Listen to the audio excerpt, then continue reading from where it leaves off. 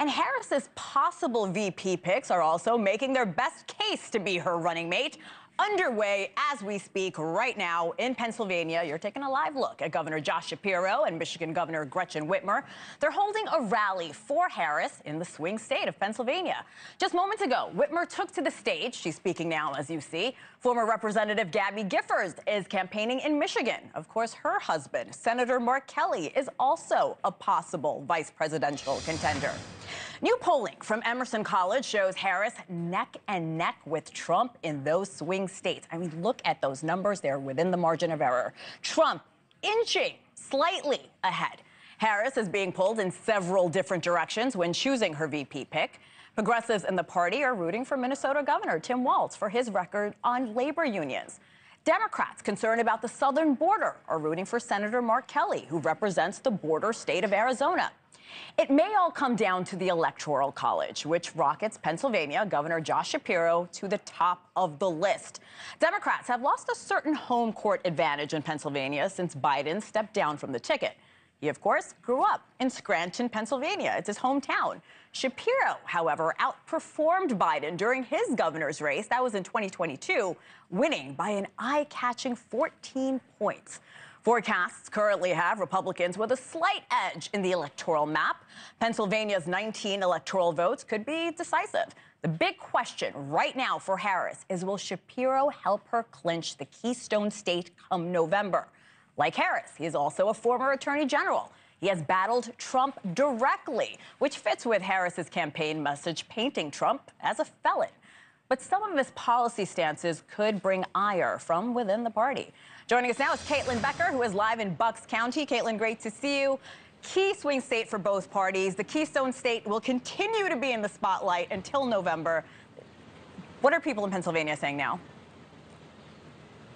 You know, Hannah, I'm in Bucks County. This is a crucial swing county in a crucial swing state. It's been purple for years, though the registered voters have traditionally led Democratic. There has been a shift recently, though. It's a very active political county. There's 478,000 registered voters, and just recently, Republicans have edged out Democrats by 277 voters. That's a really small margin, but Shapiro on the ticket could still lock things up for those 19 electoral college votes here in Pennsylvania because he's extremely well liked, 61% approval rating. And we have spent the last day and a half talking to voters on the ground here in Bucks County across the political aisle. Take a look at what they had to say. I wish there were more diverse candidates. I wish that we would break the mold of what we've had. He's my man, and he's always been my man. And if he's running, he's got my vote. No matter how much I might like some of the things he does, I would not vote for him. It was that last comment there from that Trump voter that has rung out a few times from other Trump voters here.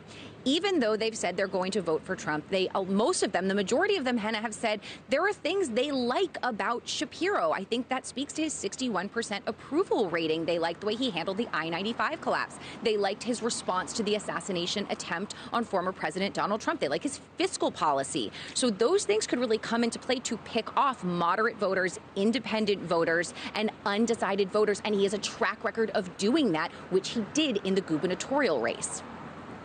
Caitlin, I'm so glad you mentioned that Fox poll showing that 61% of a favorable view for Shapiro. But if Shapiro is on the ticket, what do you think this means nationally? You know, that's a big question because another poll, this ABC Ipsos poll, who looked across the high contenders for the Veep stakes here, none of them really have national name recognition. If you don't know who they are outside of their state, sure, he could potentially help Harris win Pennsylvania, but other swing states are just as, if not more important, when it comes time to cast your vote in November. Where he could strengthen the ticket for Kamala Harris nationally is by trying to court the Jewish vote. This is a group that are traditionally traditionally Democratic voters. But in the last several months since the Israel-Gaza war has broken out, a lot of these voters are starting to turn away from the left because of some liberal lawmakers' pro-Palestinian stance. Now, Josh Shapiro he's pro-Israel. He is a Jewish American. He observes Shabbat. His children go to a Jewish day school. And he also keeps a kosher kitchen. So that could bring these voters back. And what you're looking at is the Shapiro and the blue wall numbers. You're looking at how important Jewish voters were in the 2016 election and in the 2020 election. And here in Pennsylvania specifically, Henla, we're looking at 300,000 registered Jewish voters. That is the largest in any of the swing states. So not only could that, again, help them here, but it could help bring that voter base back to the left for Harris if Shapiro is on the ticket.